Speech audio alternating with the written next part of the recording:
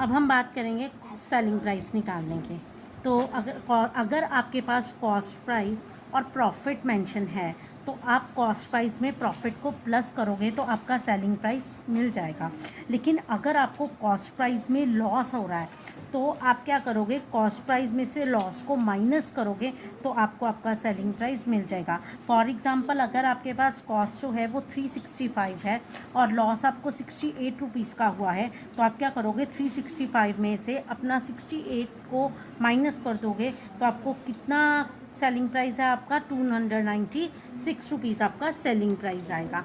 इसी तरह आपका थर्ड क्वेश्चन है, सेलिंग प्राइस आपको दिया है 1655, प्रॉफिट आपको 145 दिया है। मैंने आपको पहले भी बताया कि जब सेलिंग प्राइस कॉस्ट प्राइस में प्रॉफिट आए तो दोनों को प्लस किया जाता है तो आपके पास सेलिंग प्राइस आ जाता है। तो आपके पास 1655 में से जब आपने 145 को प्लस किया तो आपके पास कितना सेलिंग प्राइस आया, आपको 1800 आपके पास सेलिंग प्राइस आया। लास्ट आपका पॉइंट है, सेलिंग प्राइस आपको गिवन है और लॉस गिवन है तो आप कॉस्ट प्राइस में से लॉस को माइनस कर दोगे तो आपको आपका आंसर मिल जाएगा। ये तो था कि आपको सेलिंग प्राइस कैसे निकालना है, प्रॉफिट एंड लॉस कैसे निकालना है, ये हमने पढ़ लिया। अब हम निकालेंगे कि आपको कॉस्ट प्राइस कैसे निकालना है।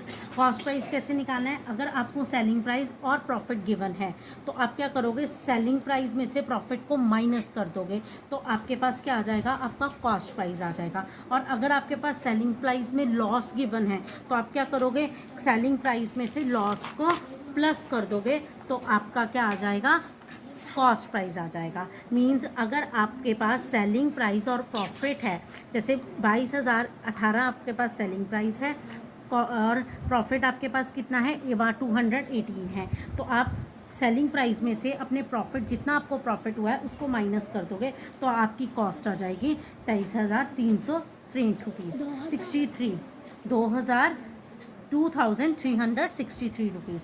और अगर आपके पास सेलिंग प्राइस में लॉस गिवन है तो आप सेलिंग प्राइस में से लॉस को प्लस कर दोगे तो आपका आंसर आपको मिल जाएगा।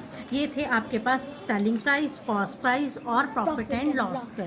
फोर्थ क्वेश्चन है आपका, Mohan sold a refrigerator for rupees 9625 and suffer a loss 275 on the action.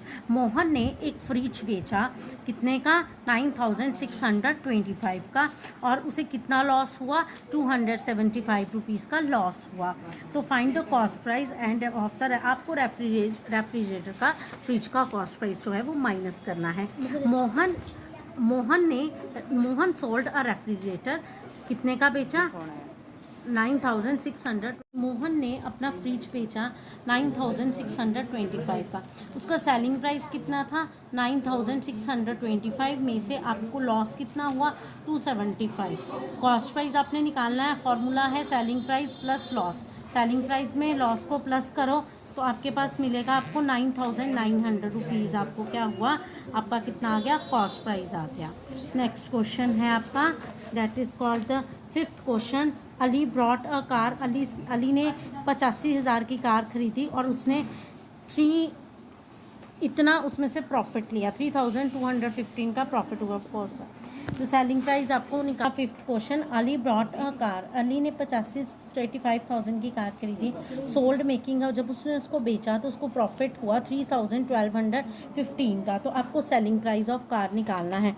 तो आपने क्या किया है, सबसे पहले आपकी कार कितने की आपने खरीदी, कॉस्ट क्या है आपकी कार की, 85,000, और आपने वो कार से कितना प्रॉफिट कमाया, 3,215 रुपीज़।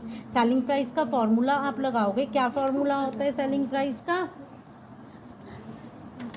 जो आपका कॉस्ट प्राइस है उसमें आपको प्रॉफिट को प्लस करना है और आपका सेलिंग प्राइस निकल जाएगा। आप लिख सकते हो यहाँ पे selling price equals to cost price plus profit, तो आपका क्या आ जाएगा, सेलिंग प्राइस।